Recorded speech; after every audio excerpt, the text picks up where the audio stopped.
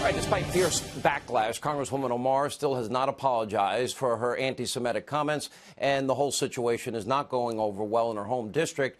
With the Washington Post reporting this weekend in Minnesota, Congresswoman Omar's comments caused pain and confusion. Here with reaction, former U.S. Senator Joe Lieberman. I guess it's safe now to say when the Democratic Party took their former vice presidential candidate and threw you out of the party, and you and I have always agreed on issues involving radical Islam and terrorism and Israel. We have always agreed. We just disagree on some other issues. And I said something nice about you because you were running as an independent.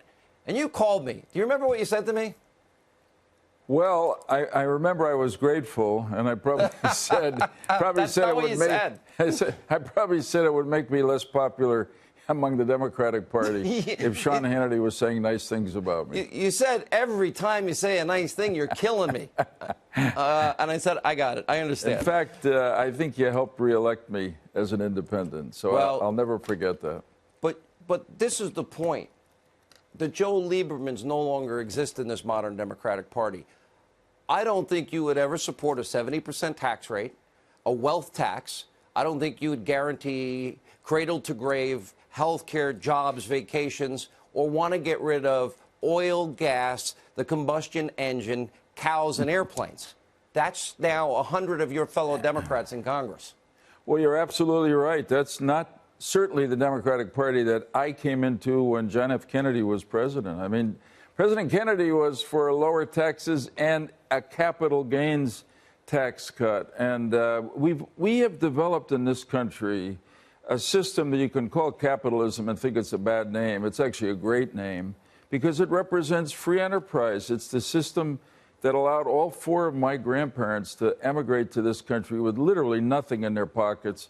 And their families made their way up the ladder in America, and one of the grandkids even got to be a U.S. senator. So this is a great country, and I hate it's a garbage country. We heard it this weekend. Yeah, I heard that, and that's ridiculous. You know, if the Democratic Party becomes a party whose loudest voices are denigrating America, knocking it down, calling it garbage, saying that our economic system doesn't work. It has worked for most of the American people. It's working for most of the American people today. Unemployment is at a very low level. The stock market record is low unemployment. Look, for minorities. Now, Obama, gave us 13 million more Americans on food stamps and 8 million more in poverty after 8 years. Record low. African American, Hispanic American, Asian American, women in the workplace, youth unemployment. We should be, this works. I want everyone to have a shot at what I had as a former dishwasher and contractor and house painter. Yeah, exactly. That's the point.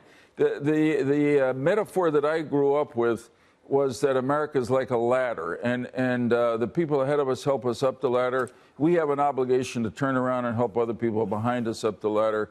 That's what America's been about. And a lot of these folks seem to want to knock the ladder down. The government simply cannot afford everything they are promising. $94 trillion in 10 years. Yeah, exactly. And who's going to pay for it? You can't get enough money out of the top 1% to pay for this. It's going to be the middle class. You can't even get it out of that. Nobody's going to get $94 trillion in 10 years. Medicare for all is by the way, they did so well with Obamacare. I want to shift gears a little for the constraints of time. Sure. You know, I've been friends with Prime Minister Netanyahu for well over 2 decades, much longer. And before Trump got on the national stage, I felt he was the one sole, lone voice of such moral clarity in terms of understanding the likes of Iran and radical Islamists. And I've known Ehud Barak, and I know Shimon Peres, and I've been to Israel, like I know you have many times. And I want Bibi to win this next election. The world needs him and that clarity on this stage at this time, especially with Iran. I hear Congresswoman Omar. They couldn't even mention her name. They watered down because they can't get enough Democratic votes to condemn virulent anti-Semitism. Right. You know, you and I mean, we go back decades talking about our love of our #1 ally in the Middle East, the only democracy there that has been there for us, that has been attacked again and again, 48, 67, 73, and terror attacks even to this day. Yeah, no, thank you, Sean. I couldn't agree with you more, obviously. I mean, I was shocked and really offended by what Congresswoman Omar said. I can't remember a time in my life that an elected member of Congress made such blatantly anti-Semitic remarks, and they're lies.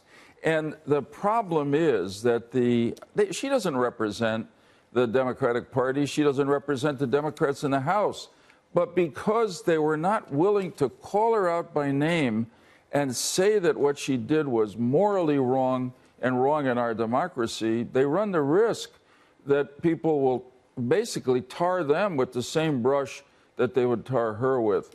And that's why you got to speak out. If you let lies live unresponded to, they will spread, and we can't let these spread. And I'm worried. Look at the rise of anti-Semitism in Europe, and the rise of anti-Semitism among the crazy right in this country. You know, the racist nationalist nuts. Right. You know that.